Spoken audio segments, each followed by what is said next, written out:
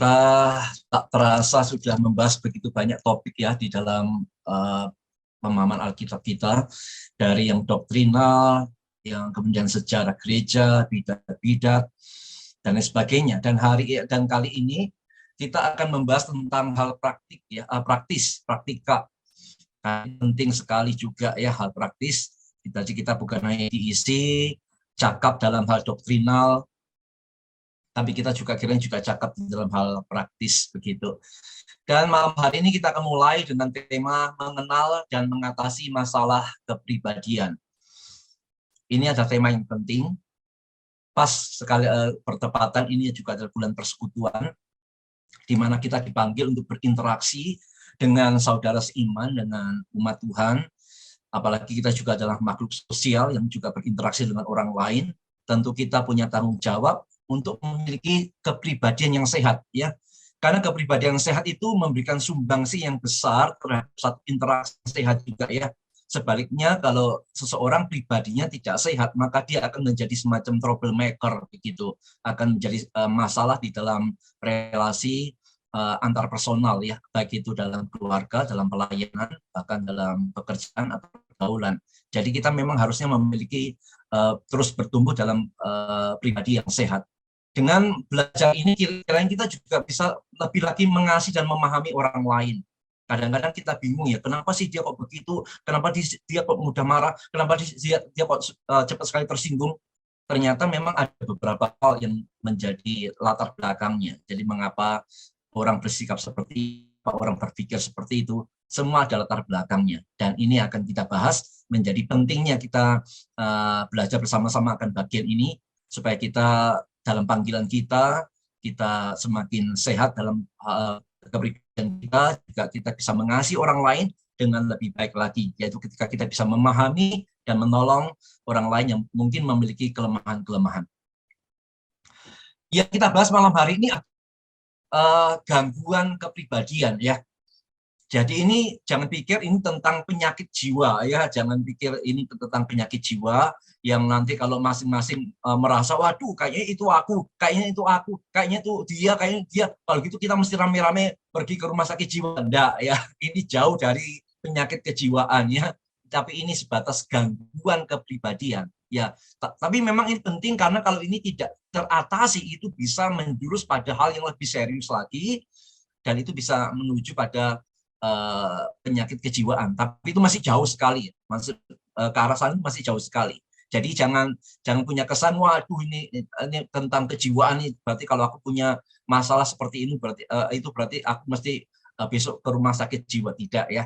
Yang kita bahas ini adalah level yang sangat jauh dari penyakit kejiwaan, tapi sebatas tentang gangguan-gangguan kepribadian yang kalau tidak diatasi itu bisa menimbulkan satu relasi yang tidak baik, ya. Kan itu kita perlu membahas malam hari ini. Tentu dalam membahas malam hari ini kita akan meminjam istilah-istilah psikologi, ya. Lalu bagaimana sebenarnya posisi psikologi terhadap iman Kristen, ya? Kita percaya segala kebenaran itu kebenaran Allah, termasuk kebenaran yang ada dalam psikologi, meskipun psikologi bukanlah kebenaran mutlak. Jadi kita tetap bisa mengadopsi kebenaran psikologi selama itu tidak bertentangan dengan kebenaran Alkitab. Karena itu kita tidak menempatkan psikologi sejajar dengan Alkitab, tidak. Apalagi kita tidak menempatkan psikologi di atas Alkitab. Psikologi bukan menghakimi Alkitab, Alkitablah yang menghakimi psikologi. Psikologi itu sebatas macam ilustrasi, ya, untuk memperjelas apa yang Alkitab ajarkan. Bukan sebaliknya, Alkitab menjadi ilustrasi dari pengajaran psikologi. Jadi itu bukan posisi kita. Jadi posisi kita, psikologi itu hanya sebatas seperti ilustrasi untuk bisa memberikan satu penjelasan yang lebih praktis, yang lebih jelas, ya, tentang apa yang Alkitab sedang ajarkan, ya. Dan Alkitablah yang menghakimi psikologi, mana yang benar, mana yang tidak benar. Karena kita mesti jujur juga bahwa dalam ilmu psikologi itu banyak yang antroposentris, ya, yang berpusat pada manusia dan tidak berpusat kepada Tuhan. Tapi tidak semua seperti itu. Masih ada penggalan-penggalan yang bisa kita pakai untuk memperkaya penjelasan Alkitab secara khusus tentang hal yang praktis. Jadi itu posisi kita tentang iman Kristen dan psikologi. Kita tidak menolak mentah, tapi kita juga tidak menerima seluruh ajaran ilmu psikologinya. Tapi kita memfilter Alkitab, menghakimi. Jadi kita pakai yang tidak bertentangan dengan Alkitab, yang bertujuan untuk bisa memperjelas secara praktis apa-apa yang Alkitab ajarkan. Baik. Mengenal dan mengatasi gangguan kepribadian, ya. Slide kita malam ini sangat banyak sekali, jadi tolong dijaga matanya supaya yang mulai mengantuk bisa tetap melek gitu ya, karena ada hampir 30 slide. Dan tentunya malam ini saudara tidak bisa mengharapkan pembahasan yang sangat detail terhadap masing-masing gangguan itu, ya. Karena itu akan sangat banyak sekali begitu ya. Jadi malam hari ini saya akan hanya memberikan overview-nya saja, hanya memberikan penggambarannya saja, dan kiranya dengan penggambaran itu paling tidak bisa menolong kita untuk melihat apakah kita termasuk orang yang memiliki gangguan kepribadian atau tidak, atau menolong kita untuk melihat akan orang-orang yang kita kasihi, apakah mereka memiliki gangguan kepribadian atau tidak, sehingga kita bisa saling menolong, saling menguatkan. Apakah orang Kristen sejati bisa mengalami gangguan kepribadian? Dalam tahap-tahap tertentu bisa. Tapi kita percaya Roh Kudus akan menolong kita untuk pulih. Roh Kudus akan menolong kita untuk sembuh. Karena bagaimanapun kita masih belum sempurna ya dalam dunia ini. Oke? Dan waktu membahas ini lebih baik kita menggunakan sebagai cermin ya untuk melihat diri kita. Jangan menggunakan sebagai spion ya. Ketika mungkin ada poin-poin kita lihat diri kita, kita lihat orang lain. Wah, itu dia tuh, itu dia tuh, itu dia. Jangan ya. Lebih baik kita memakainya sebagai cermin untuk kita bisa melihat akan diri kita. Nah, tentang masalah atau gangguan kepribadian itu sangat banyak sekali ya. Kalau saudara googling di internet itu sangat banyak sekali. Tapi saya mengambil pembahasan ini dengan melihat akan 3 kelompok ya yang oleh ahli gangguan kepribadian ini dibagi menjadi 3 kelompok, yaitu kelompok A. Kelompok A ini adalah gangguan kepribadian yang umumnya memiliki pemikiran atau perilaku yang aneh dan tidak wajar. Jadi gangguan kepribadian dalam kelompok A ini adalah gangguan-gangguan yang umumnya itu pemikirannya aneh, perilakunya aneh, tidak wajar. Ya, ada orang-orang tertentu yang mungkin kalau kita jumpai, mikirnya dia kok begitu sih, tingkah lakunya dia kok aneh begitu sih, ya itu ya. Itu termasuk kelompok A ya, gangguan kepribadian kelompok A. Yang kelompok B itu adalah gangguan kepribadian di mana pola pikir dan perilakunya itu tidak bisa ditebak, serta perilakunya cenderung dramatis dan emosional ya, emosional. Jadi ini lebih pada satu aspek emosi ya, emosi yang tidak bisa diprediksi gitu ya. Kadang kita kenapa kok dia begitu ya? Padahal tidak ada angin, tidak ada apa kok tiba-tiba begitu dia. Itu gangguan kepribadian dalam kelompok B. Yang kelompok C adalah gangguan kepribadian yang disebabkan oleh rasa cemas dan ketakutan. Ya, jadi para ahli membagi gangguan kepribadian di dalam kelompok ini A, B, dan C. Nah, sekarang kita akan melihat secara ringkas berbagai gangguan masing-masing kelompok ya. Gangguan kepribadian dalam kelompok A itu ada beberapa istilah psikologinya. Yang pertama adalah gangguan kepribadian skizotipal, ya skizotipal. Kemudian ada gangguan kepribadian skizoid dan gangguan kepribadian paranoid. Mungkin dari ketiga ini yang paling akrab dengan kita paranoid ya. Tapi malam hari ini kita juga akan kenalan dengan skizotipal dan skizoid ya. Apa hubungan saudaranya dia dengan paranoid ya. Gangguan kepribadian dalam kelompok B itu ada 4, yaitu gangguan kepribadian ambang, ya, gangguan kepribadian antisosial, gangguan kepribadian narsistik, dan juga gangguan kepribadian histrionik. Ya, apa saja itu kita akan lihat nanti ya. Dan yang di kelompok C itu ada 3 gangguan kepribadian, yaitu gangguan kepribadian dependent, gangguan kepribadian menghindar, dan gangguan kepribadian obsesif kompulsif.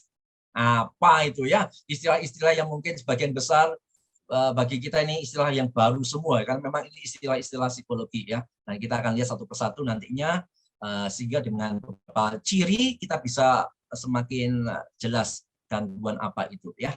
Pertama kita akan lihat gangguan kepribadian skizotipal. Ini yang termasuk kelompok A ya. psikotipal, yang pokoknya yang aneh-aneh lah, pola pikirnya aneh, tingkah lakunya aneh. Ya ini termasuk di kelompok ini ya. Gangguan kepribadian psikotipal adalah salah satunya.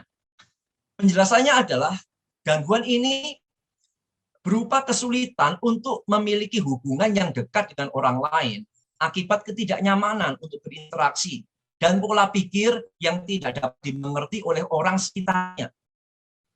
Gangguan kepribadian psikotipal ini dialami oleh seseorang yang sukar dekat sama orang lain, sukar masuk dalam komunitas, bukan karena tersinggung atau tidak tersinggung, tapi karena pola pikirnya tidak bisa diterima oleh kelompok. Nah, ini ada gambarnya begitu ya.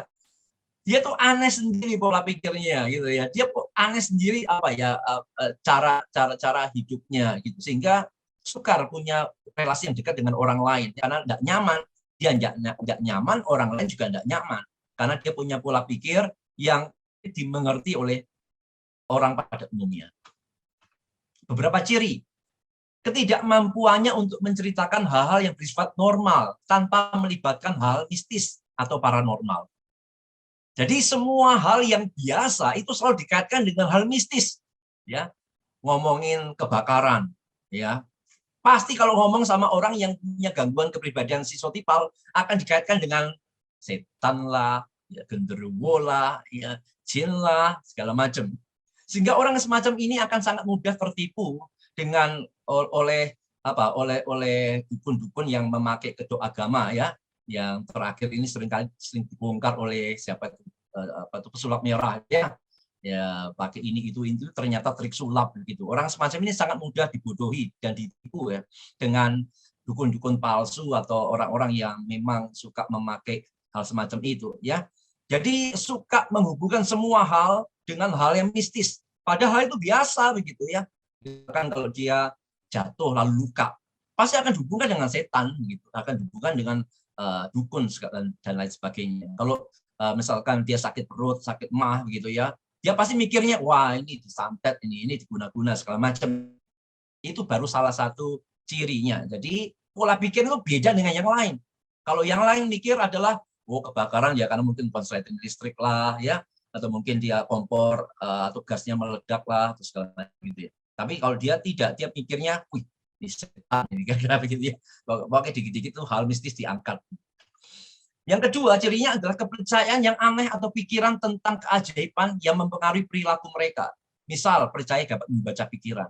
Dia itu merasa, dia itu bisa baca pikiran orang. Kayaknya aku bisa baca pikiranmu, kayaknya aku mengerti apa yang apa dalam pikiranmu itu loh. Selalu mengkaitkan itu dengan kemampuannya dia. Dia merasa mampu, padahal dia hanya merasa saja sebenarnya. Jadi ini kan unik ya.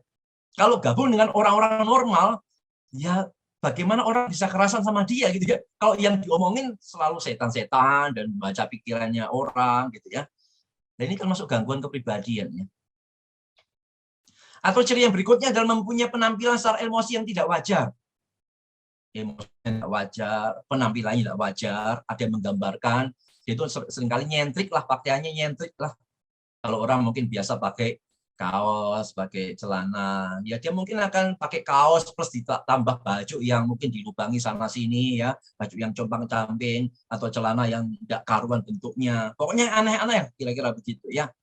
Jadi emosinya aneh, pembicaraannya, pola pikirnya aneh, termasuk penampilannya pun aneh. Ciri yang lain adalah kecurigaan dan ketidakpercayaan terhadap orang lain secara berlebihan. Jadi mudah sekali curiga sama orang ya. Mungkin orang baru lihat dia, orang ada bisik-bisik, curiganya terlalu berlebihan ya. Lalu dia juga suka percaya sama orang lain, dan suka percayanya ini biasanya tanpa alasan juga. Kita bisa suka percaya sama orang lain ya. Misalkan orang itu pembohong ya, kita suka percaya. Tapi suka percayanya itu berlebihan dan tanpa alasan. Ya, ini adalah beberapa ciri dari pribadi atau seseorang yang mengalami gangguan kepribadian psikotipal. Ya, jadi kalau kita mungkin pernah ketemu dengan orang yang semacam ini, ya kita paling nggak bisa paham, oh dia sedang ada gangguan kepribadian. Ya tentu kita bisa tolong dia ya, kita bisa dekatin dia, ya kita bisa berikan masukan-masukan. Ini biasanya masalah banyak hal ya, bisa masalah citra diri, bisa masalah yang lainnya. Dan saya lupa tadi membahas di awal. Dan mengapa sih gangguan-gangguan kepribadian ini bisa muncul? Sebagian besar gangguan-gangguan kepribadian bisa muncul ini adalah karena dua faktor. Ya. Faktor pertama adalah faktor pembentukan hidup. Faktor lingkungan. Yang terutama dalam keluarga. Bagaimana keluarga itu membentuk dirinya, seperti itulah yang akan lahir ya. Kalau pembentukannya tidak sehat, maka akan terjadi gangguan kepribadian. Pergaulan, lingkungan, dengan siapa dia bergaul, dengan siapa dia berteman, lingkungannya seperti apa, itu bisa membentuk kepribadiannya. Sehingga kalau lingkungannya tidak beres, pergaulan tidak beres, akan terbentuk satu gangguan kepribadian juga. Ya, jadi faktor pembentukan pribadi ini, baik dari keluarga, dari lingkungan, dari pergaulan, itu sangat menentukan apakah kepribadiannya itu sehat atau mengalami gangguan. Faktor yang kedua yang menyumbang cukup besar untuk gangguan kepribadian ini adalah masalah masa lalu. Masa lalu yang menimbulkan trauma, ya, traumatik masa lalu. Ini juga bisa menimbulkan gangguan-gangguan kepribadian. Ya, jadi gangguan kepribadian itu disebabkan dua faktor yang paling besar, pembentukan, baik itu dari keluarga, lingkungan, pergaulan, atau faktor masa lalu, secara khusus yang traumatik sifatnya. Oke, kita lanjut di sini. Jadi waktu kita bertemu dengan orang seperti itu, kita bisa menolong dia, ya, bisa menolong dia dengan membawa dia kepada Tuhan pastinya. Ya. Nanti kita akan bahas itu belakangan. Sekarang kita masuk bagian yang kedua, ya, gangguan kepribadian yang kedua yang masih dalam kelompok A, yang sifatnya itu yang aneh-aneh, kira-kira begitu, adalah gangguan kepribadian skizoid. Tadi mirip dengan skizotipal, ini adalah gangguan kepribadian yang namanya gangguan kepribadian skizoid. Apa itu? Yaitu jenis ini adalah gangguan kepribadian yang penderitanya sifatnya dingin, suka menyendiri, menghindari interaksi sosial dan hubungan yang dekat dengan orang lain.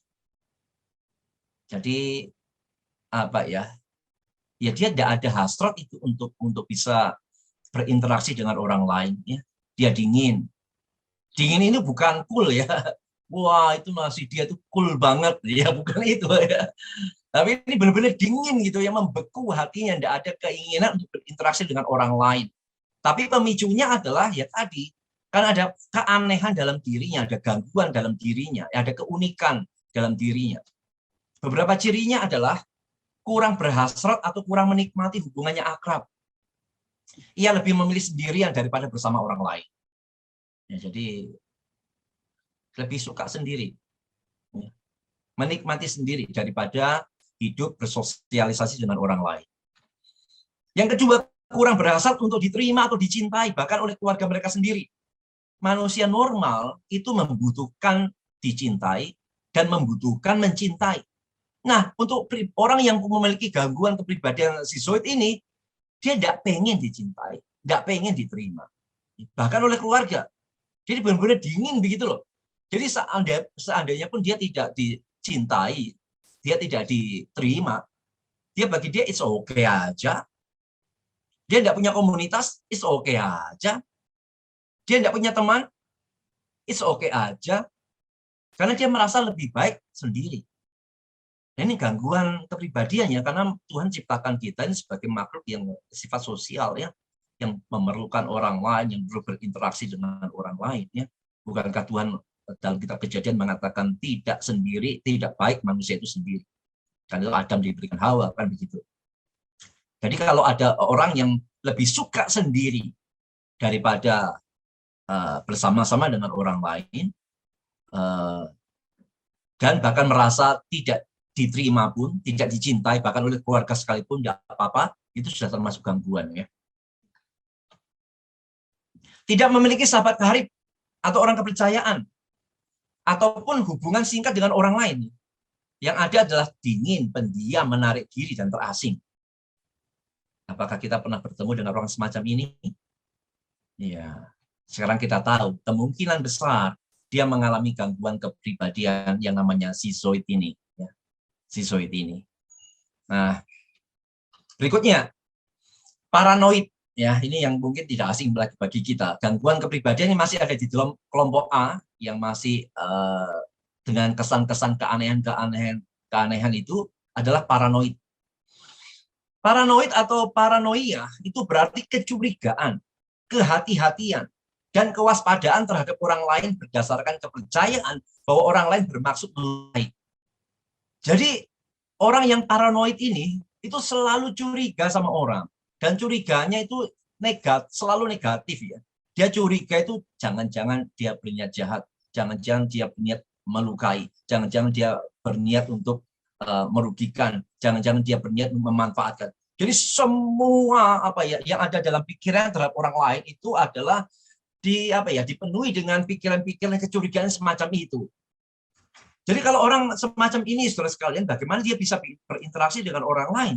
Bagaimana dia bisa diterima dalam komunitas? Karena ada dalam pikiran selalu curiga sama orang. Orang deketin dia curiga. Wah, jangan-jangan dia mau manfaatin aku ini, makanya deket-deket. Makanya dia ini jangan-jangan dia ini punya maksud jahat sama aku ini, makanya dia telepon aku, WA aku. Padahal sebelumnya tidak pernah. Jangan-jangan dia mau merugikan aku ini. Semua pikiran ketakutan semacam ini, kecurigaan itu memenuhi hati dari orang ini. Dan ini adalah salah satu gangguan kepribadian ya. Gangguan kepribadian ya, jelas tidak sehat.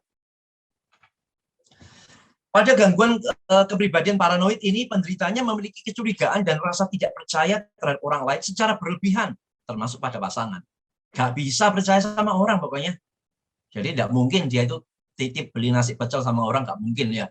Karena dia kalau titip beli nasi pecel sama orang, dia pikir, wah jangan-jangan nanti pecelnya diracun, jangan-jangan pecelnya nanti ayamnya diganti ya, jangan-jangan nanti pecelnya bumbunya dikasih apa, selalu curiga sama orang gitu ya. Ya sukar sekali ya orang yang punya kepribadian paranoid ini bisa hidup dalam komunitas yang sehat. Tentu yang semacam ini tetap perlu ditolong ya, tetap perlu ditolong. Bagaimana cara menolongnya? Yang jelas firman Tuhan bisa menjawab secara kerohanian. Memang ada faktor-faktor tertentu, ada fase-fase tertentu di mana diperlukan obat. Ya, tapi tidak semua gangguan kepribadian itu mesti pakai obat ya. Tidak semua gangguan kepribadian itu mesti konsulnya ke psikiater. Kalau orang Kristen ada yang mengalami gangguan kepribadian atau kita tahu ada orang mengalami gangguan kepribadian paranoid, mesti hati-hati pilih psikiaternya ya. Pastikan kalau memungkinkan pilih psikiater yang memang adalah orang yang takut akan Tuhan ya. Ya, supaya apa-apa yang dibagikan, input yang disampaikan itu bukan hal yang justru bertentangan dengan Alkitab gitu ya. Tapi yang paling pertama tentunya bawa kepada Tuhan. Bawa kepada Tuhan. Tuhan bisa memakai kita menjadi penolongnya. Tentu ada tahap-tahap tertentu di mana dengan hikmat Tuhan juga kita bisa membawanya ya kepada psikiater kalau diperlukan untuk bisa diterapi atau bahkan pakai obat ya. Tapi tidak semua gangguan mesti seperti itu. Tapi yang jelas firman Tuhan itu pasti bisa menjawab akan bagaimana seharusnya dia berpikir, bagaimana seharusnya dia memahami dirinya dan sebagainya. Oke, kita lanjut. Masih di paranoid, kecurigaan yang tidak beralasan bahwa orang lain memanfaatkan, mencelakai atau membohongi ya. Jadi waduh, pokoknya lihat orang berinteraksi dengan orang selalu pikirannya negatif ya. Ada orang datang ke rumahnya, dia pasti curiga. Kenapa nih orang yang datang ke rumahku ini ya? Kalau ada tim pembusukan ke sana ya, dia mungkin akan curiga. Wah, kenapa dia datang ini ya? Jangan-jangan ada maksud tidak baik ini, jangan-jangan apa-apa ini. Selalu begitu isi pikirannya. Ciri berikutnya adalah menjaga jarak dengan orang lain karena ketakutan yang tidak masuk akal bahwa orang lain akan melukai. Ya, jadi karena sudah ada kecurigaan yang berlebihan yang tanpa alasan, akhirnya dia menjaga jarak dengan orang lain. Ya, karena tadi sudah hatinya dan pikirannya sudah dihantui dengan ketakutan-ketakutan dan kecurigaan itu. Tenggelam dalam keraguan yang tidak beralasan tentang kesetiaan dan loyalitas orang lain. Ya, tadi tidak percaya sama orang lain. Kecenderungan untuk memendam dendam. Ya, karena isi hatinya itu selalu curiga, maka benar ketika kecurigaannya itu terjadi, maka itu akan membekas dalam hatinya sehingga sukar untuk diangkat. Kecuali dia mengalami Tuhan secara pribadi. Ya, ini ketiga gangguan kepribadian dalam kelompok A, di mana memang dicirikan dengan adanya keanehan-keanehan pola pikir dan keanehan-keanehan tingkah laku. Kalau kita lihat ya, dari yang pertama, yang kedua dan yang ketiga ini memang mencerminkan itu keanehan pola pikir yang tidak wajar, tidak normal, juga keanehan tingkah laku tadi ya. Dan semua ini sulit sekali untuk masuk dalam komunitas. Ya, kalaupun kita menjumpai ada yang seperti ini, kita meskipun dicurigai segala macam berusaha untuk mendekati, untuk beli menolong dia ya. Tentu dengan anugerah Tuhan dan pertolongan Tuhan, kiranya pola pikirnya, citra dirinya itu bisa diubahkan oleh Tuhan. Ya. Bisa jadi gangguan ini muncul ya karena dari latar belakang bagaimana dia dibesarkan di keluarga, latar belakang bagaimana dia melihat akan kehidupan keluarganya, latar belakang dia pergaulannya, termasuk trauma-trauma masa lalu yang mungkin penuh dengan kepahitan, trauma-trauma masa lalu yang penuh dengan hal-hal yang membuat dia sakit hati, itu bisa ya, sehingga isinya pada orang lain itu curiga-curiga selalu gitu. Tapi gangguan semacam ini bisa ditolong pastinya ya. Kita masuk ke gangguan kepribadian dalam kelompok B. Tadi ada 4. Ada 4 gangguan kepribadian dalam kelompok B ya. Yang pertama adalah gangguan kepribadian ambang. Apa itu? Dikatakan ambang karena memang diketahui para penderitanya berada pada ambang psikosis. Artinya ambang itu belum masuk ya, tapi sudah ada di garis tepi kira-kira begitu ya. Nah, psikosis ini adalah kondisi ketika penderitanya mengalami kesulitan dalam membedakan kenyataan dan imajinasi. Ya. Kalau sudah masuk psikosis, itu seseorang itu sukar bedain ini realita atau ini bayangan, ini benar-benar terjadi atau ini imajinasi. Itu sudah gangguan berat biasanya ya. Itu biasanya sudah gangguan berat. Tapi ambang itu belum masuk ke sana ya. Tapi baru menuju ke sana. Kalau tidak segera diatasi itu bisa berbahaya juga. Nah, kita akan lihat beberapa ciri gangguan kepribadian ambang. Gangguan ini umumnya muncul pada periode menjelang usia dewasa. Jarang terjadi pada anak-anak, pada remaja ya. Tapi mulai masuk periode menjelang usia dewasa, di atas pemuda kira-kira gitu ya. Biasanya adalah usia-usia kerja ya. Ini bisa terjadi orang mengalami gangguan kepribadian ambang. Cirinya, dia tidak stabil dalam relasi. Suasana hati tidak stabil dan rasa terhadap identitas diri ya. Jadi tidak stabil dalam relasi ya. Kadang dia baik, kadang tidak baik. Suasana hatinya kadang baik, kadang tidak baik gitu ya. Dan dia mengalami kekaguran dalam identitas dirinya ya. Siapa sih sebenarnya aku ini gitu ya. Itu menjadi suatu hal yang kabur begitu ya. Jadi gangguan kepribadian ambang ini dicirikan adanya ketidakstabilan ya. Suasana hati tidak stabil sehingga pastinya menimbulkan ketidakstabilan dalam hal relasi ya, dan juga identitas diri yang masih kabur. Yang berikutnya adalah memiliki emosi yang tidak stabil dan rapuh, mengalami kesulitan dalam mengendalikan emosi.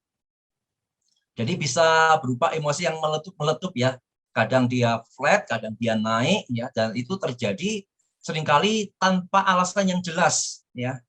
Dan ini menjadi ciri dari gangguan kepribadian ambang. Mudah cemas, biasanya bertahan selama beberapa jam atau kadang beberapa hari. Cemasnya pun ini seringkali tanpa alasan yang jelas ya, karena ini lebih pada aspek emosi ya. Emosi yang tidak stabil tadi, emosi yang rapuh tadi, sehingga rasa cemas ini kadang-kadang bisa muncul tiba-tiba. Dan kadang-kadang dia sendiri juga tidak tahu kenapa aku kok sedih ya, kenapa kok aku cemas ya, kenapa kok aku gelisah ya.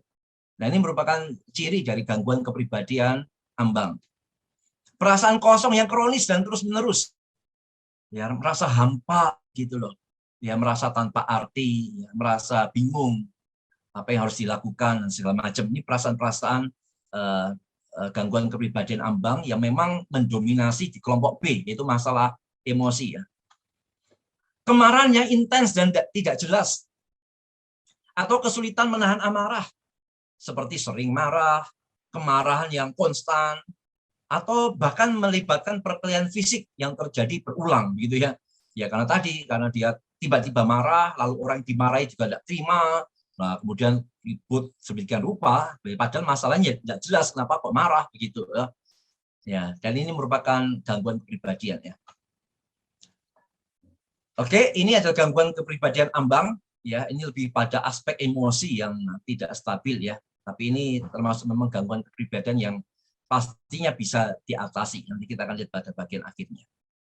Masih dalam kelompok B, gangguan kepribadian antisosial. Gangguan kepribadian antisosial dialami oleh orang dewasa yang di masa kecilnya melihat perilaku yang menyimpang dan pada usia 15 tahun telah memperlihatkan suatu pola yang telah mendarah daging untuk tidak menghormati hak orang lain dan melanggarnya.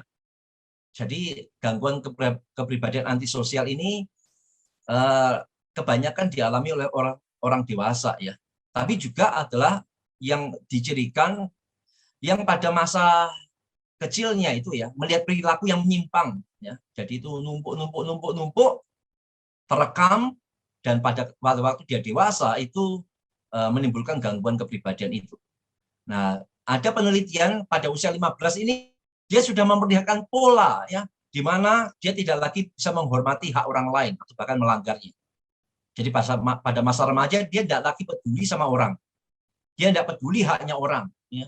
Dia tidak peduli dan bahkan cenderung melanggarnya ya.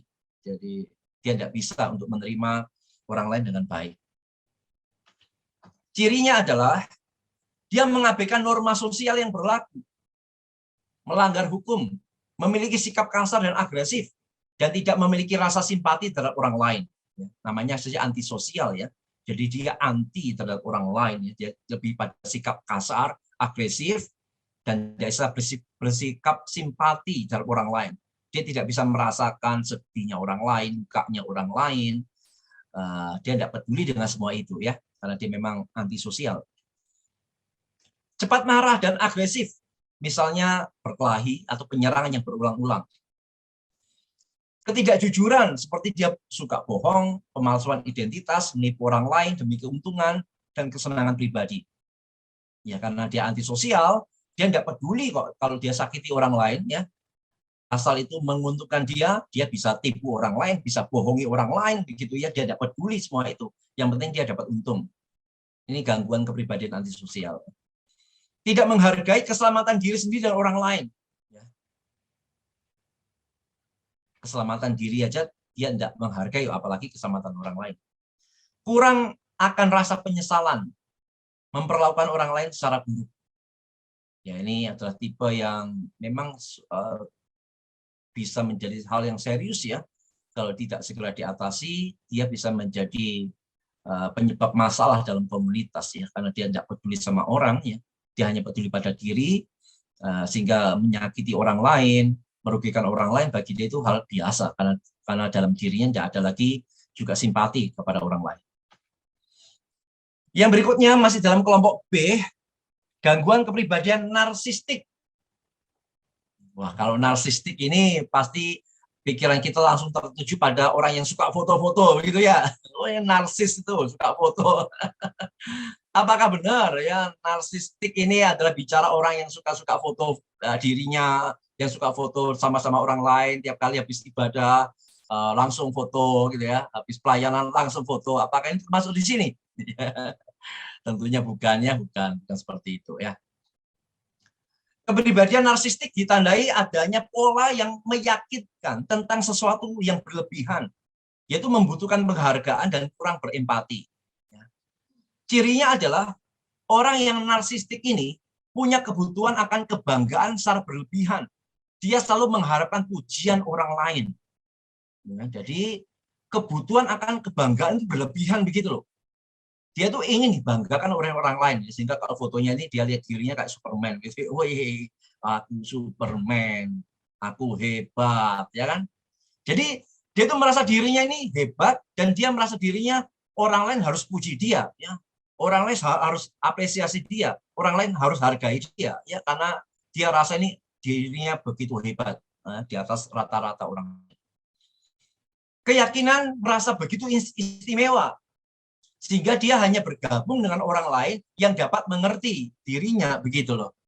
Ya, jadi kalau gangguan kepribadian yang lain itu lebih pada apa ya, minder dan lain sebagainya, rendah diri.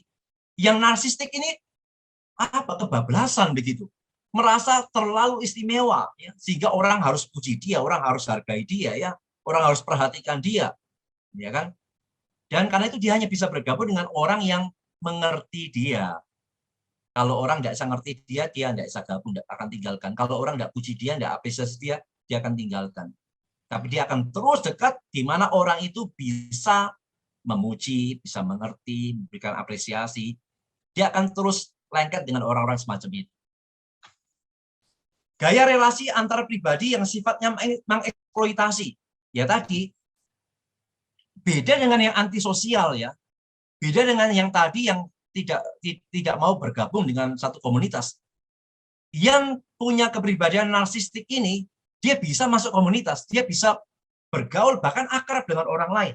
Tetapi ingat, akrabnya adalah bukan demi orang lain, tapi demi dirinya sendiri untuk mendapatkan pujian dan apresiasi dari orang lain.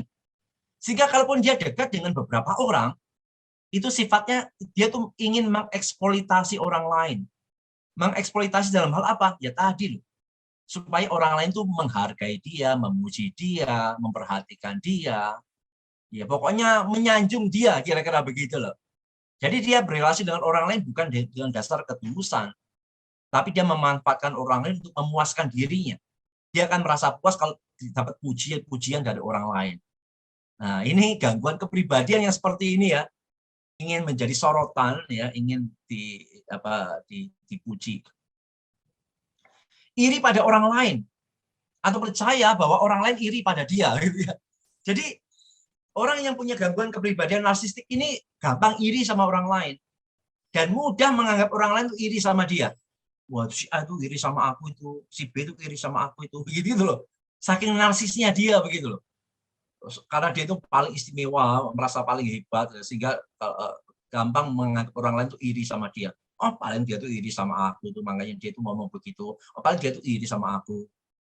Dan juga dia itu suka iri sama orang lain. Ya, ketika ada orang lain yang mungkin lebih menonjol, lebih hebat, ya, dia akan mudah iri. Karena berarti porsi pujiannya untuk dia itu bisa beralih pada orang lain tadi, gitu.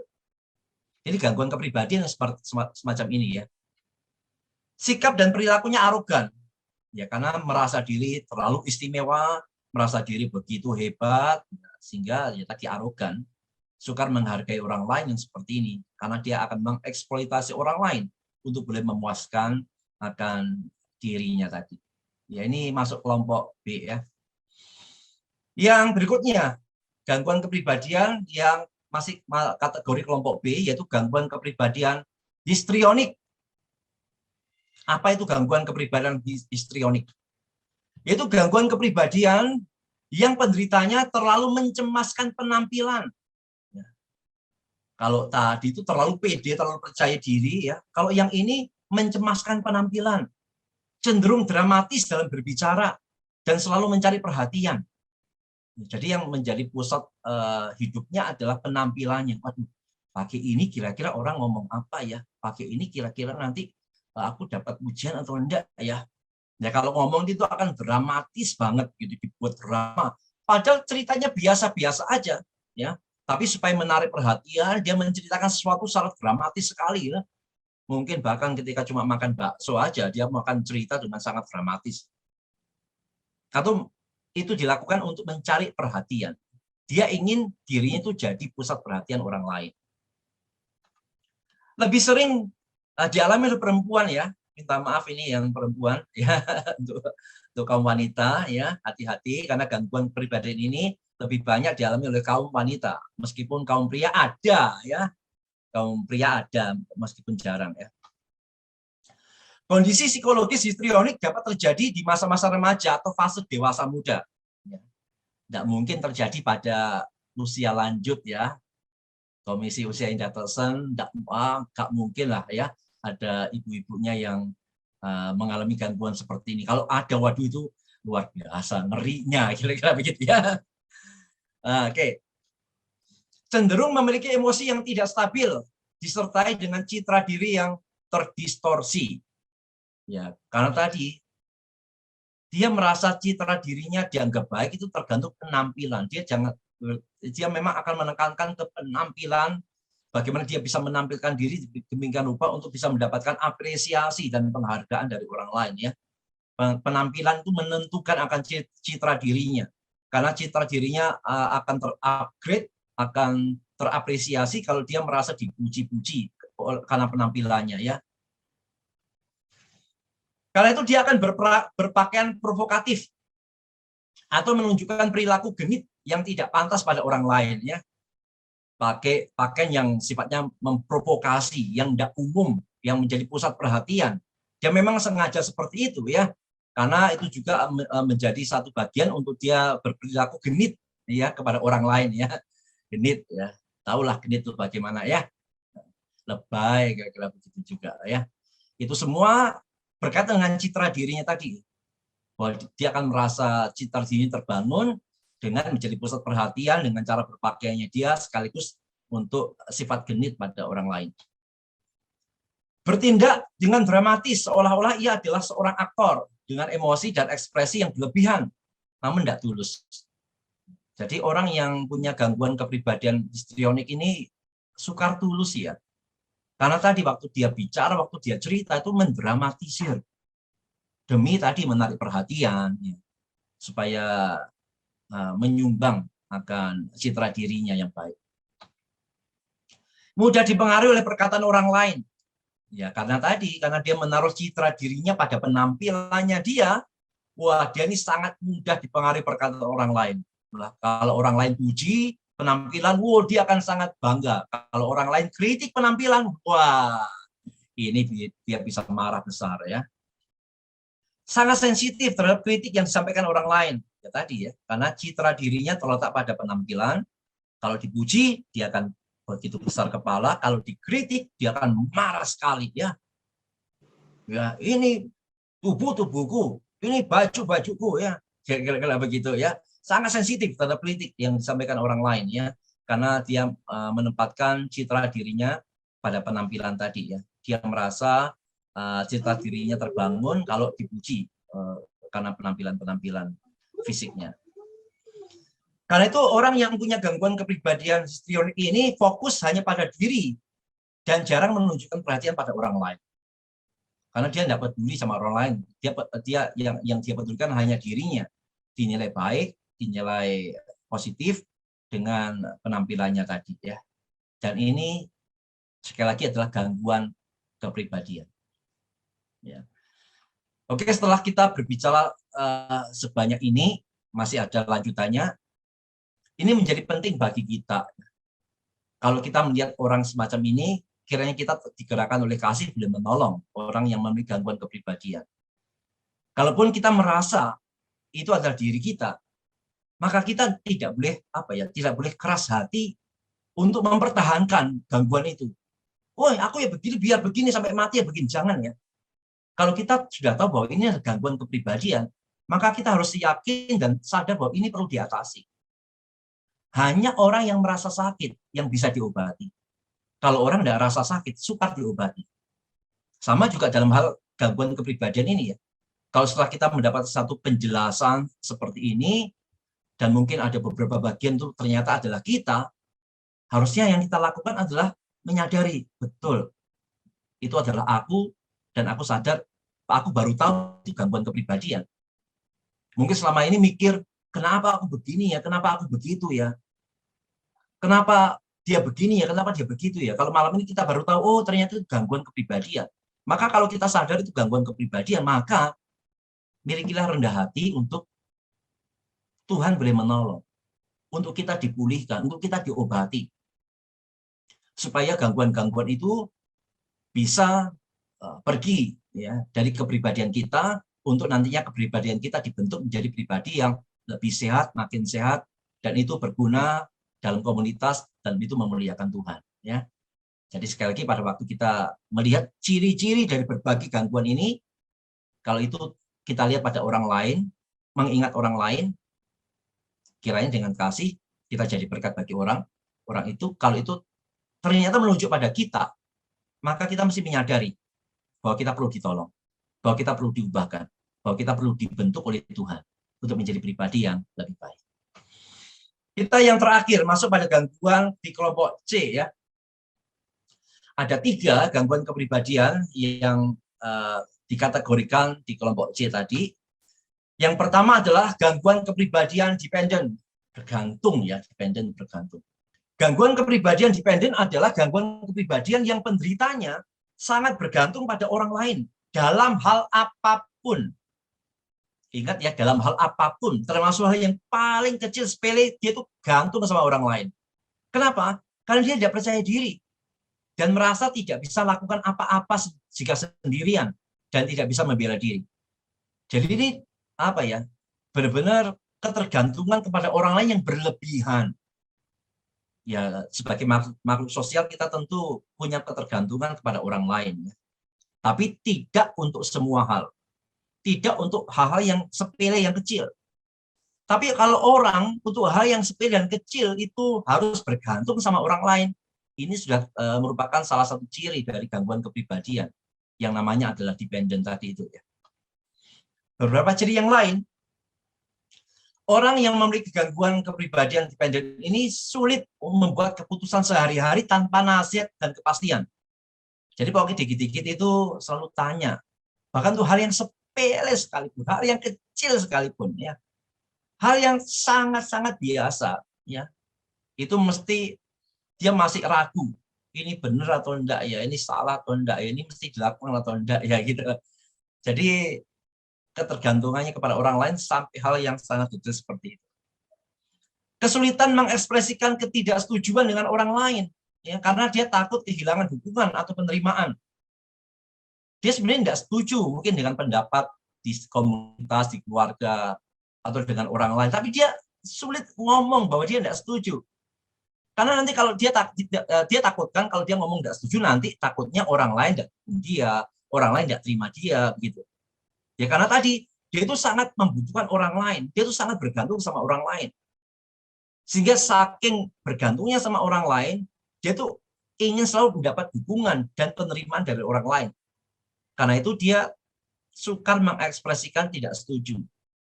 Karena dia pikir, wah kalau aku tidak setuju, jangan-jangan orangnya tidak senang, nanti kalau orang tidak senang, aku tidak lagi didukung, tidak lagi diterima.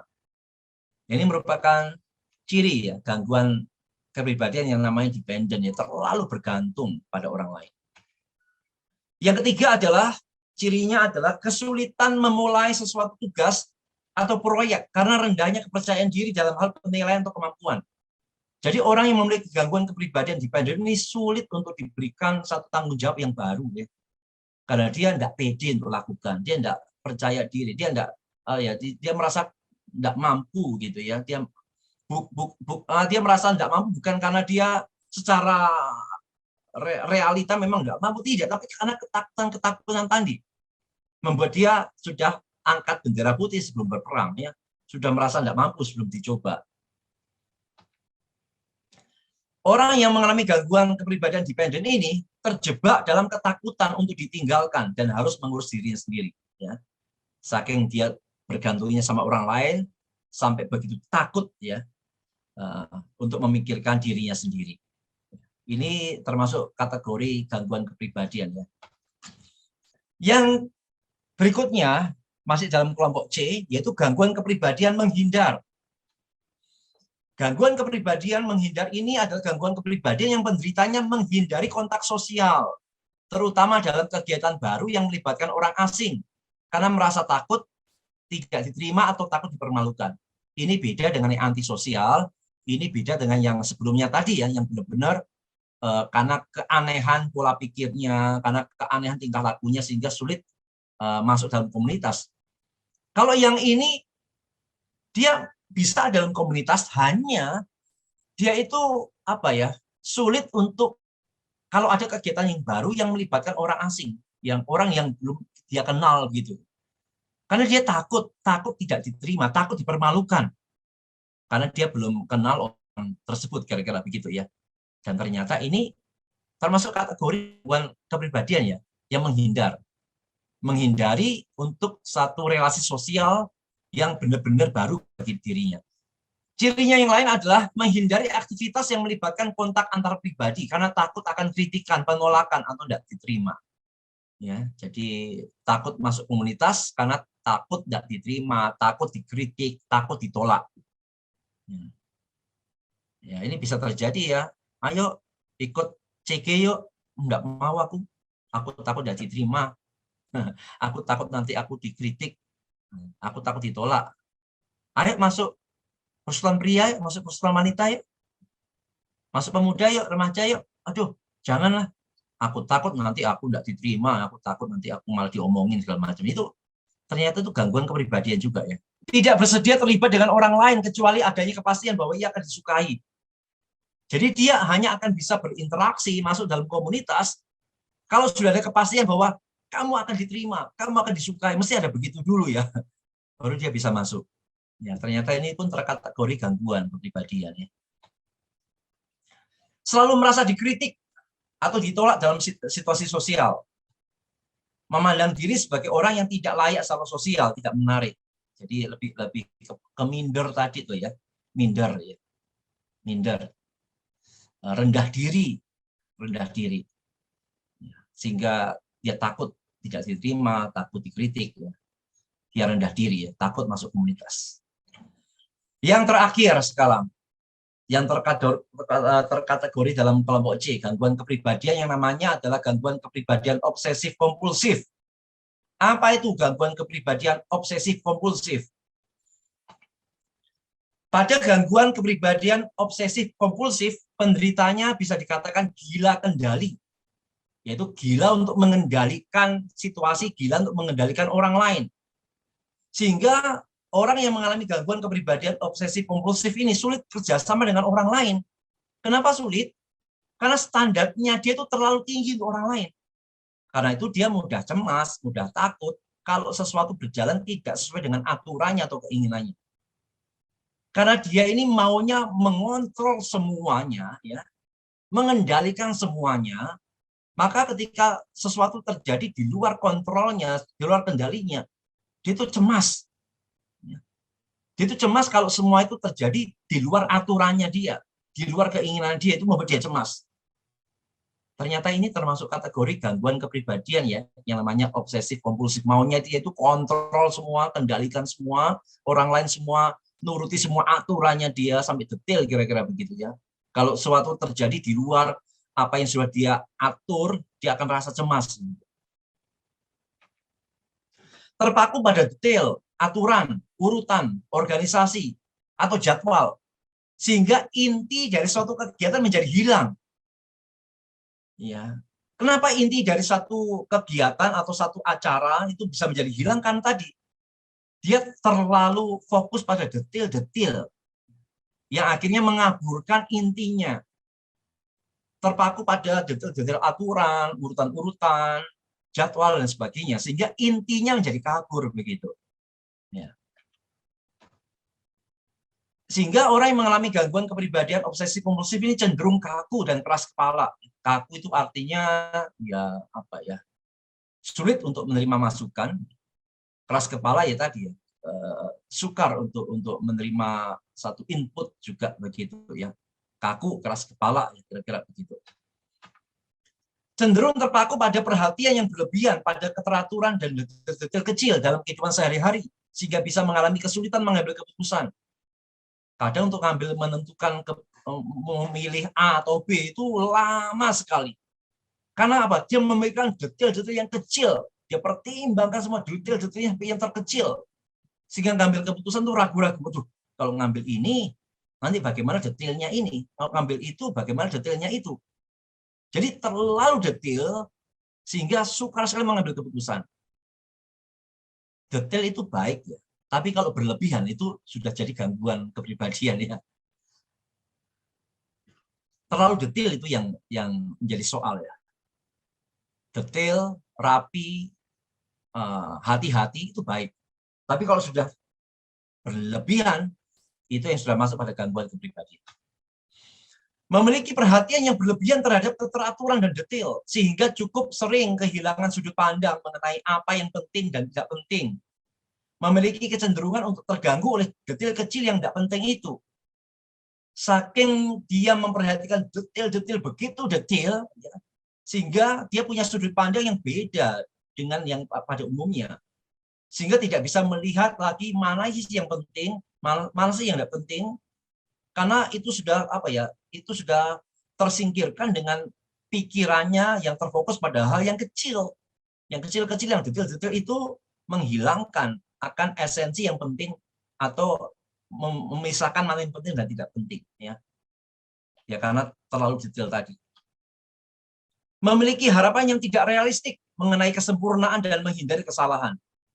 Jadi biasanya orang yang punya gangguan kepribadian obsesif kompulsif ini memiliki karakter juga yang sifatnya maunya sempurna, cuma tidak realistis. Perfeksionis yang berlebihan. Perfeksionis itu pun sendiri sudah bermasalah, ya. Apalagi kalau perfeksionisnya berlebihan, menjadi sesuatu yang tidak realistis. Ya. Idealis yang berlebihan itu juga menjadi sesuatu yang tidak realistis. Sehingga tadi dia akan mudah terganggu ketika hal-hal kecil itu yang sebenarnya tidak merusak akan intinya, itu sudah membuat dia terganggu, ya. Bahkan mungkin bagi dia kalimat kata itu sangat penting sekali. Ya. Kemampuannya dalam mengekspresikan emosi itu buruk, ya. Dia itu sulit mengekspresikan emosi, ya, dan hanya sedikit memiliki hubungan yang akrab, ya, karena tadi dia itu kaku, ya, karena kaku, ya, dia itu sukar mengekspresikan sesuatu, bagaimana itu riang, bagaimana itu bersenda gurau, bagaimana itu sedih, bagaimana itu berempati, sulit karena kaku tadi itu, ya. Dan ini terkait erat dengan keterlibatannya terhadap pekerjaan yang secara mendalam, sehingga hanya sedikit memiliki waktu untuk bersosialisasi. Karena terlalu detail, ya, dengan aturan-aturan, jadwal-jadwal, sehingga dia kurang waktu untuk sosialisasi, kurang waktu untuk bersama-sama dengan orang lain, ya, sehingga bisa dikatakan dia ini agak kuper begitu, ya. Jadi juga sulit mengerti perasaan orang lain, karena dia juga sulit untuk mengekspresikan emosinya, karena dia sangat miskin emosi. Ya, karena tadi dia kaku dan itu terkait dengan begitu detailnya dia. Menolak untuk mendelegasikan tugas kepada orang lain, kecuali jika mereka setuju untuk melakukan sesuatu hal dengan cara tertentu. Ya. Sukar untuk mempercayakan tugas kepada orang lain, kecuali dia itu bisa yakin bahwa orang itu setuju untuk melakukan semuanya sesuai dengan aturannya dia, yang secara detail itu. Ya. Sehingga kalau dia delegasikan ke orang lain, maka dia akan delegasikan dengan sangat detail sekali. Dan harus tepat, dan harus bisa dikontrol oleh dia. Wah, jadi ini orangnya terlalu detail, ya. Dan ini merupakan gangguan yang namanya obsesif kompulsif. Dia sukar percaya kepada orang, dia bisa percaya pada orang kalau orang itu sudah komitmen mau jalankan pendelegasian itu sesuai dengan detail aturan yang dia mau tadi, dan mesti bisa dikontrol. Oke, ini adalah 10, ya. Jadi kita lihat ada 10 gangguan kepribadian, ya, dengan 3 kategori tadi, ya, ada 10. Kiranya sekali lagi boleh menambah pengetahuan kita, sekaligus menjadi cermin bagi kita. Apakah ada di antara kita yang sedang bergumul saat ini dengan masalah kepribadian, ya. Siapapun kita tidak yang sempurna, dan sangat mungkin ada yang bergumul dengan gangguan kepribadian tertentu. Mungkin sebelum mendengar malam ini nggak tahu ini gangguan apa gitu. Ini nggak tahu kenapa aku mengalami ini, kenapa aku mikirnya begini, kenapa aku sikapnya begitu. Ya, malam ini kiranya boleh ditolong bahwa itu adalah gangguan kepribadian, ya. Dan tentu kalau kita sudah tahu itu gangguan, maka jangan mengatakan ya sudah ini ya aku ya begini ya begini, ya, sampai mati pun ya begini. Jangan, kalau namanya gangguan yang mesti diatasi begitu, ya. Atau kita boleh lihat mengingat orang lain yang mengalami gangguan, kira-kira juga dipakai Tuhan menjadi berkat. Nah, bagaimana mengatasi gangguan ini? Dari sudut pandang Alkitab, tentu Alkitab menjawab. Karena akar dari gangguan-gangguan ini berkaitan dengan masa lalu, berkaitan dengan citra diri, berkaitan dengan pembentukan diri dalam keluarga, pergaulan, lingkungan, maka Alkitab menjawabnya dengan dasar-dasar, dengan hal yang sifatnya basic, ya, yang mengubah citra diri, yang mengubah pola pikir, yang mengubah tujuan hidup dan sebagainya.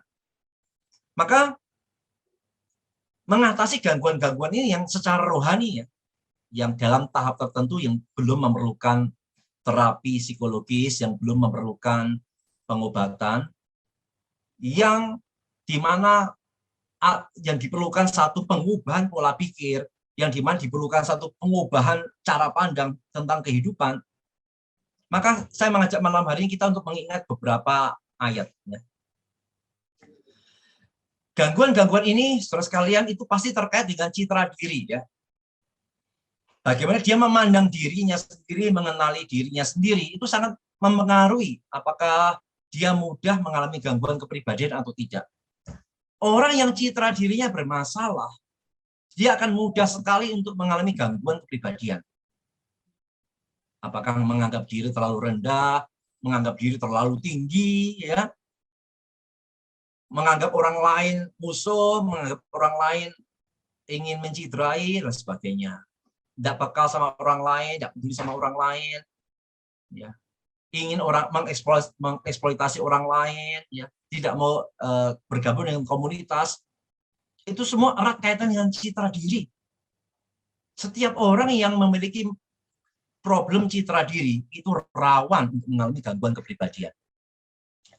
Nah, bagaimana harusnya kita memiliki citra diri sebagai orang percaya? Bagaimana kita bisa mengenali diri kita sebagai orang percaya? Jelas dalam kitab Kejadian kita diajar bahwa Allah itu menciptakan kita, manusia, menurut gambar dan rupa Allah. Sangat berharga di hadapan Allah. Kita memiliki nilai-nilai kesucian, nilai-nilai moral, kita memiliki pemikiran, perasaan, kehendak. Itu adalah gambar atau citra Allah yang ada pada kita manusia. Hanya waktu Kejadian pasal 3, itu semua rusak. Itu bagikan cermin yang jatuh dan hancur berantakan karena dosa. Sejak dosa manusia itulah, maka citra diri manusia dirusak. Manusia tidak bisa memandang dirinya dengan benar. Karena itulah mulai Kain, ya, mulai Adam cari kambing hitam, Hawa nyalain Hawa, ya, Hawa nyalain yang lain.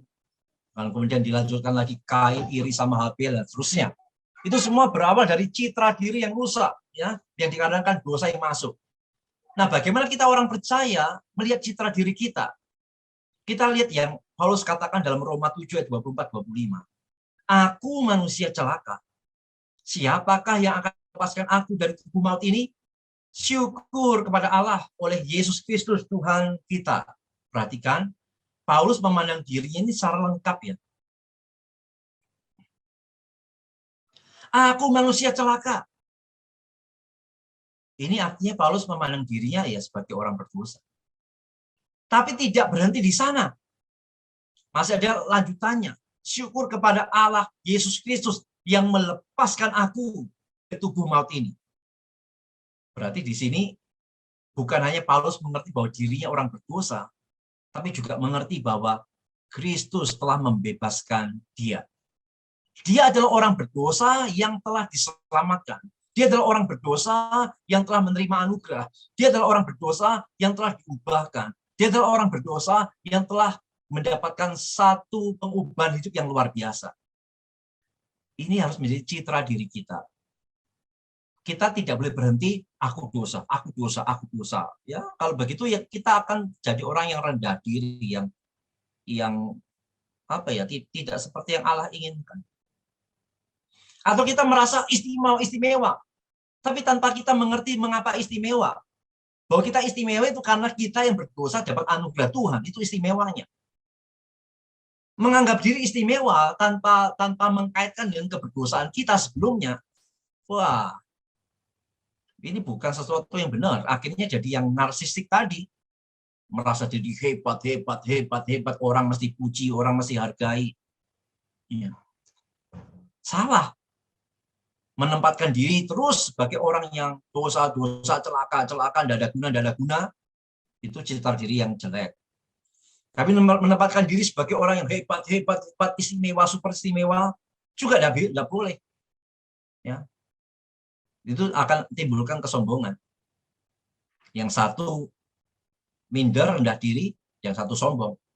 Harusnya kita adalah yang lengkap seperti yang Paulus ngomong dalam Roma 7 ini. Aku orang berdosa, tapi aku adalah orang berdosa yang telah mendapat anugerah Tuhan, diubahkan oleh Tuhan, mendapat cinta kasih dari Tuhan. Sehingga aku ini berharga di mata Tuhan karena Tuhan mencintai aku. Jadi citra diri kita sebagai orang percaya adalah citra diri yang sifatnya anugerah. Sehingga dengan menyadari anugerah itu kita bisa bersyukur sama Tuhan. Pada waktu bersyukur sama Tuhan, kita tidak bisa sombong. Waktu syukur sama Tuhan, kita juga tidak minder, namanya bersyukur. Bersyukur sama Tuhan karena kita telah menerima anugerah yang mengubahkan kita. Aku dulunya dosa, aku dulunya celaka, tapi sekarang aku telah diubahkan oleh Tuhan. Aku berharga di mata Tuhan.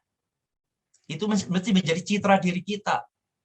Nilai diri kita. Karena itu citra diri, nilai diri kita bukan karena harta kita, bukan karena prestasi kita, bukan karena pencapaian kita, bukan karena apa yang orang lain katakan tentang kita, bukan. Juga citra diri atau nilai diri kita bukan karena apa yang telah kita lakukan, prestasi, satu pencapaian, bukan. Tapi citra diri kita adalah karena apa yang telah Yesus lakukan untuk kita. Sehingga ada lagu kontemporer yang bagus ya, yang mengatakan, Yesus, apa arti hidupku bila kau tak berikan nyawamu? Kita berarti, saudara sekalian, itu karena kita dicintai oleh Yesus. Dicintai oleh Tuhan. Jadi malam hari ini, jangan pernah lekatkan citra diri kita, nilai diri kita pada yang lain. Adalah salah dan bahaya kalau kita meletakkan nilai diri, citra diri kita tadi pada kekayaan, pada apa yang menjadi omongan orang, pendapat orang, pencapaian, prestasi, tentang apa yang kita lakukan, baru kita merasa berharga, kita akan gagal. Tapi kalau kita boleh sadar bahwa citra diri kita itu karena Kristus mencintai kita orang berdosa, mengubahkan kita. Itu yang membuat diri kita bernilai, berharga. Dan mestinya kita memang menyandarkan citra diri kita pada cinta kasih Kristus itu. Sehingga yang namanya harta yang bisa naik, bisa tambah, bisa kurang, bisa habis, itu tidak akan pengaruhi keberhargaan diri kita. Ya. Kita bisa gagal, bisa berhasil, tidak memengaruhi nilai citra diri kita. Karena kita nyandarkan citra diri kita pada apa yang Yesus lakukan, bukan apa pada yang kita lakukan. Karena itu penting juga nih, untuk orang tua ya, jangan bangun citra diri anak sekedar pada prestasi, pada apa yang dia lakukan. Tapi ajarkan citra diri bahwa anak itu berharga karena dirinya dicintai oleh Tuhan. Karena Kristus telah mati bagi dia. Bukan karena prestasinya, bukan. Berapa banyak tuh anak-anak yang akhirnya stresnya tingkat tinggi, ya, karena merasa kalah dalam ikut ujian atau dalam lomba perlombaan. Aduh, kenapa aku kalah? Kenapa aku kalah? Lalu merasa diri tidak berharga lagi. Bahaya kan kalau dalam keluarga diajarkan citra diri yang salah seperti itu. Anak itu berharga bukan karena apa yang dia lakukan, bukan karena prestasinya. Tapi anak itu berharga, termasuk diri kita berharga, karena apa yang sudah Yesus lakukan bagi kita. Yesaya 43:4. Oleh karena engkau berharga di mataku dan mulia, dan aku ini mengasihi engkau, maka aku memberikan manusia sebagai gantimu dan bangsa-bangsa sebagai ganti nyawamu. Memang konteksnya orang Israel, tapi bukankah kita adalah orang Israel rohani? Dan kita berharga di mata Tuhan, karena kita dicintai oleh Tuhan. Oh, ini penting sekali, saudara sekalian, saya mengajak kita, syukur kita yang paling besar, paling tinggi, bukan karena apa yang telah kita lakukan, tapi apa yang telah Kristus lakukan bagi kita. Itu syukur yang tak pernah tergoncangkan oleh apapun juga. Itu nilai diri yang sejati, berdasarkan anugerah. Oleh karena citra diri yang benar inilah, maka kita boleh mengatakan dalam Mazmur 73 ayat 25-26 seperti yang Asaf katakan. Siapa gerangan ada padaku di surga selain engkau tidak ada yang kuingini di bumi. Sekalipun dagingku dan hatiku habis lenyap, gunung batuku dan bagianku tetaplah Allah selama-lamanya. Kalau kita sudah punya citra diri yang benar, nilai diri yang benar, maka satu-satunya yang paling kita inginkan adalah Tuhan sendiri. Sehingga kita tidak akan jatuh ke dalam gangguan-gangguan kepribadian yang sifatnya menginginkan pujian orang, yang sifatnya ingin mengeksploitasi orang, yang aneh-aneh. Tidak. Karena kita sudah sehat ketika kita boleh sadari citra diri kita yang sejati. Dan karena itu menuntun pada kita satu keinginan yang sejati, itu menginginkan Tuhan. Dan waktu kita punya Tuhan, memiliki Tuhan, kita boleh puas.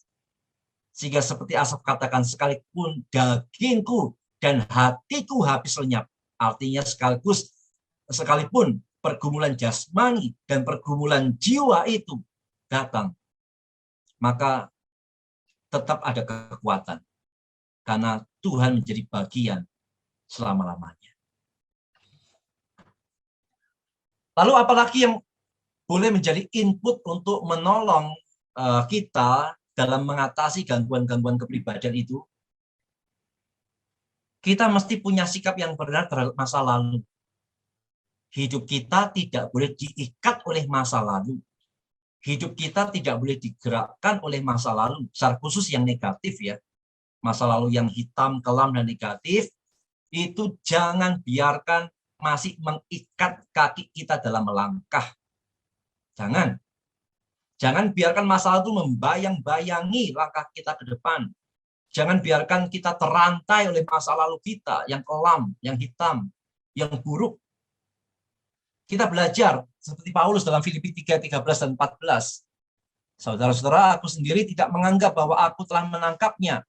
Tetapi ini yang kulakukan, aku melupakan apa yang di belakangku dan mengarahkan diri kepada apa yang di hadapanku dan berlari kepada tujuan untuk memperoleh hadiah, yaitu panggilan surgawi dari Allah dalam Kristus Yesus.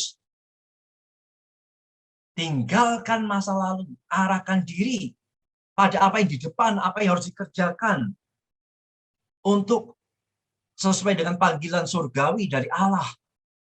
Pandanglah panggilan Tuhan, pandanglah pimpinan Tuhan, melangkah ke depan.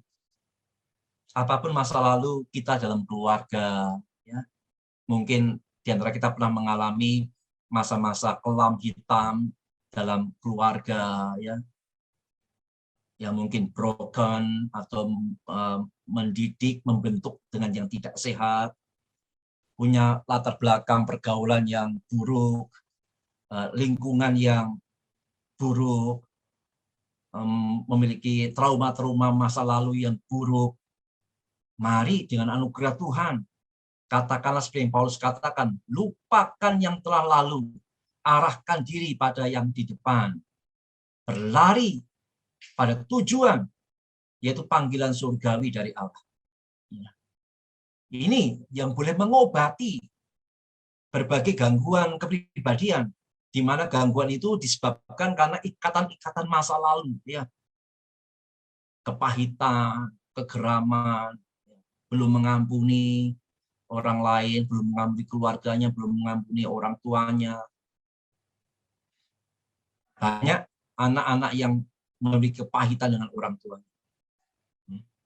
Tapi kiranya firman Tuhan mengingatkan, lupakan yang lalu, berlari ke depan untuk memenuhi akan panggilan Tuhan.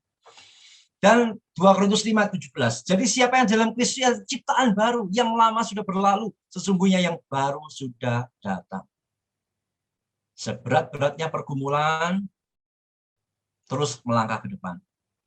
Jangan seperti bangsa Israel yang setelah keluar dari Mesir, waktu di padang gurun ada pergumulan, dia maunya balik lagi ke Mesir. Tidak, ya. Kita mesti terus melangkah ke depan. Masih banyak hal panggilan Tuhan yang mesti kita kejar, kita lakukan, ya. Daripada sekedar terikat dengan masa lalu yang membelenggu, yang menimbulkan gangguan dalam kepribadian kita. Tujuan hidup orang percaya ini juga menjadi obat terhadap gangguan-gangguan kepribadian yang aneh-aneh. Ya, dari tadi kalau kita lihat ya, gangguan-gangguan kepribadian itu kan lebih sifat pada diri sendiri ya, lebih sifat pada egonya, menjadi pusat perhatian, tidak peduli sama orang lain, menempatkan dirinya sebagai pusat. Gitu. Nah, obatnya adalah dengan mengingat dan menghidupi apa sih tujuan kita, gitu ya. Jelas tujuan hidup kita yang tidak asing lagi untuk kita adalah memuliakan Tuhan. Roma 11 ayat 36, kita sudah sangat hafal bagian itu. Dan Filipi 1:21, karena bagiku hidup adalah Kristus dan mati adalah keuntungan. Obat yang mujarab untuk menghajar gangguan kepribadian yang pusat pada diri adalah bagian firman Tuhan ini. Kalau aku hidup untuk Kristus. Kalaupun aku mati itu adalah keuntungan. Jadi waktu kita hidup pusatnya adalah Kristus. Waktu kerja pusatnya adalah Kristus. Ya. Waktu bergaul, waktu dalam apapun juga pusatnya adalah Kristus. Diri tidak lagi menjadi pusat. Diri tidak lagi menjadi fokus. Diri tidak boleh menjadi pusat perhatian, tapi Kristuslah.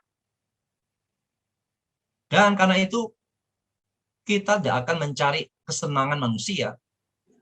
Kita tidak akan mencari perkenanan manusia, seperti yang Paulus katakan dalam Galatia 1:10. Jadi bagaimana sekarang? Adakah aku cari kesukaan manusia atau kesukaan Allah? Adakah aku coba berkenan kepada manusia?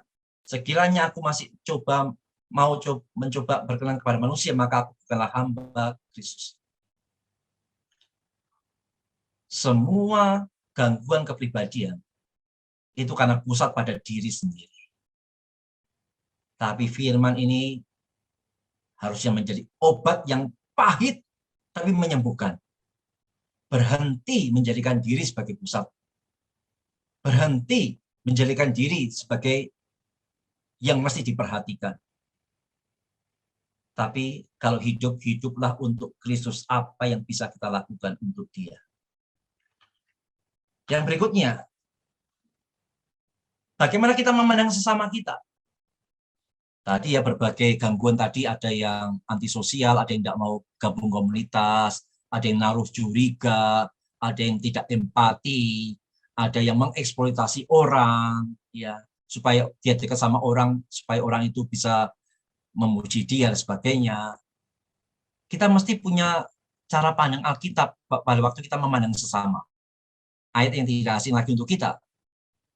Jawab Yesus kepadanya, kasihlah Tuhan Allahmu dengan segenap hatimu, dengan segenap jiwamu, dan segenap akal budimu. Itulah hukum yang terutama dan yang pertama. Dan hukum yang kedua yang sama dengan itu ialah kasihilah sesamamu seperti kasihlah sesama manusia seperti dirimu sendiri. Kita diminta bukan hanya mengasihi Tuhan, tapi mengasihi sesama. Mengasihi sesama seperti kita mengasihi diri kita sendiri. Kalau kita mengasihi sesama, mestinya masuk komunitas dong. Ya kan? Masa mau menyendiri terus. Kalau kita mau mengasihi sesama, menghidupi panggilan ini, ya jangan mengeksploitasi sesama. Kasih dengan tulus. Berempati, bersimpati. Berelasi dengan orang lain. Apalagi kita satu tubuh, satu keluarga di dalam Kristus. Ya, ini bulan persekutuan. Karena itu mari ekspresikan kasih kepada sesama melalui personal-personal yang ada. Ada CG, ada komisi-komisi. Ayo, ya kita memandang orang lain dengan cara pandang Alkitab, itu mengasihi mereka. Firman Tuhan penting. Ya, tadi ada beberapa gangguan kepribadian yang aneh-aneh. Ya, yang mengkaitkan semua dengan hal supranatural, ya pikirannya aneh-aneh. Itu semua sangat dipengaruhi tentang apa yang jadi input dalam pikiran dan hatinya. Karena itu apa yang jadi input itu akan jadi output begitu. Nah, firman Tuhan lagi-lagi menjadi obat Ya. Bagaimana bisa mengatasi itu? Bagaimana mengeluarkan kotoran-kotoran dalam pikiran dan hati kita? Itu dengan mengisi dengan firman Tuhan. Kita nggak bisa keluarkan kotoran-kotoran itu tanpa firman Tuhan. Hanya dengan mengisi dengan firman Tuhan terus-menerus, maka yang kotor-kotor, yang jelek-jelek itu akan otomatis tergantikan dengan firman Tuhan. Filipi 4 ayat 8. Jadi akhirnya saudara, semua yang benar, semua yang mulia, semua yang adil, semua yang suci, semua yang manis, semua yang sedap didengar, semua yang disebut kebajikan dan patut dipuji, pikirkan semua itu. Dan 2 Timotius 3:16. Jadi penting untuk mengisi dengan firman. Kalau kita ingin menjadi pribadi yang sehat, maka jiwa kita perlu diisi dengan firman Tuhan. Ya, karena firman Tuhan yang akan menolong kita, ya. Firman Tuhan akan membersihkan kita, firman Tuhan akan menumbuhkan kita, memberikan kita jiwa yang sehat. Jadi kalau mau jadi pribadi yang sehat, yang tidak mengalami gangguan kepribadian yang terus bertumbuh, jangan lupakan firman Tuhan. Tanpa firman Tuhan, kita akan rawan menjadi pribadi yang mengalami gangguan kepribadian. Dan ketenangan, ya. Tadi berbagai gangguan juga tentang emosi-emosi yang tidak stabil tadi itu, ya. Tentang ketakutan-ketakutan, paranoid dan sebagainya. Mesti mengingat ayat ini. Mazmur 62, 2 dan 3 dan 9. Hanya dekat Allah saja aku tenang, daripadanya lah keselamatanku. Hanya dialah gunung batuku dan keselamatanku, kota bentengku, aku tidak akan goyah. Percayalah kepadanya setiap waktu, hai umat, curahkanlah isi hatimu di hadapannya. Allah ialah tempat perlindungan kita. Taruh percaya hanya kepada Tuhan. Jangan andalkan orang. Tadi yang dependent tadi itu, ya, gangguan yang dependent tadi. Jangan andalkan manusia, jangan andalkan diri. Andalkan Tuhan, percaya sama Tuhan. Dekat sama Tuhan, dapatkan ketenangan dari Tuhan. Ya. Emosi-emosi yang semacam itu diobati dengan kedekatan kita dengan Tuhan. Makin dekat sama Tuhan. Terus berrelasi dengan Tuhan. Roh Kudus akan mampukan kita untuk boleh bangkit, untuk boleh pulih dari gangguan-gangguan yang mungkin ada dalam pribadi kita. Dekat sama Tuhan. Tiap hari, tiap waktu. Oke, saya selesai di sini. Apakah ada yang mau sharing, menanggapi, menanyakan? Kalau ada, silahkan. Selamat malam, Musa. Malam kuburan, ya? Iya. Iya. Ya, saya kenal suaranya.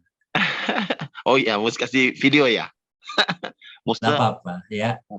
Saya mau nanya aja, mau tahu gangguan-gangguan ini apakah penyakit juga, Musa? Tidak terkategori penyakit, hanya sebatas gangguan. Oh, jadi belum terkategori penyakit, ya. Oh, jadi kalau seperti schizophrenia itu Nah, kalau schizophrenia sudah penyakit. Penyakit, ya. Iya, Oh, karena iya. itu sudah lebih dalam, lebih serius daripada yang apa tadi itu, saya lupa nyebut namanya. Oh, Kalau sudah iya. schizophrenia sudah kalau oleh para ahli sudah dikategorikan penyakit. Tapi semua yang kita bahas ini baru gangguan saja. Oh iya. Bukan Ya penyakit. itu aja, Musa. Terima kasih Ya, banyak. Iya, sama-sama. Tanya nih. Oh ya, silakan.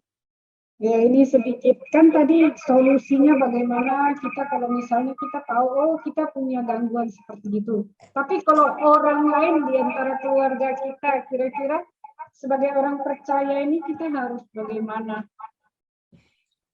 Ya kalau kita tahu bahwa ada orang-orang tertentu yang kita yakini bahwa dia mengalami gangguan kepribadian, yang kita mesti tolong dia, kita dekatin dia, bersahabat dengan dia, menjalin komunikasi, dan coba untuk menyadarkan bahwa yang kamu alami ini sebenarnya gangguan loh. Karena banyak orang yang mengalami gangguan ini tidak menyadari bahwa itu gangguan, sehingga dianggap itu aku ya begini, tidak bisa ubah. Nah, orang-orang seperti ini perlu disadarkan bahwa ini gangguan. Artinya kamu bisa lebih baik dari ini, gitu loh. Kamu tidak mesti punya pikiran seperti itu, kamu tidak mesti punya sikap seperti itu. Nah, tentu memang nggak gampang ya, nggak mudah, jujur nggak mudah ya. Tapi bisa dilakukan ya tadi dengan bersahabat, dengan menyampaikan dengan cara yang baik, menolong dia, mendoakan dia, itu bisa dilakukan. Ya, karena tadi memang orang seperti ini sekali tidak menyadari bahwa itu gangguan. Nah, karena itu malah membiarkan dirinya terus-menerus alami itu sehingga sulit bertumbuh dalam komunitas. Harus ditolong ya, harus ditolong sampai satu waktu kita boleh mengatakan, boleh nyadarkin dia secara halus bahwa ini gangguan dan ini bisa ditolong. Gitu. Ditolongnya ya tadi ya, yang pasti pertama-tama jangan langsung ayo ke psikiater ya, jangan. Ditolongnya juga ya, dengan doakan, ya, dengan firman Tuhan, dengan sharing, dengan pengetahuan. Atau kalau mau konsultasi boleh ya, konsultasi dengan rohaniawan, bisa itu. Ya, yang pastinya jangan langsung ke psikiater. Ya. Dipikirnya wah ini aku jangan kurang gila gitu ya, tambah kita bisa retak relasinya nanti. Harus ditolong harus ditolong ya, karena itu memang tidak bisa dibiarkan, harus ada gangguan. Oke, sudah ada. Mari kita kepala kita berdoa, kita akhiri.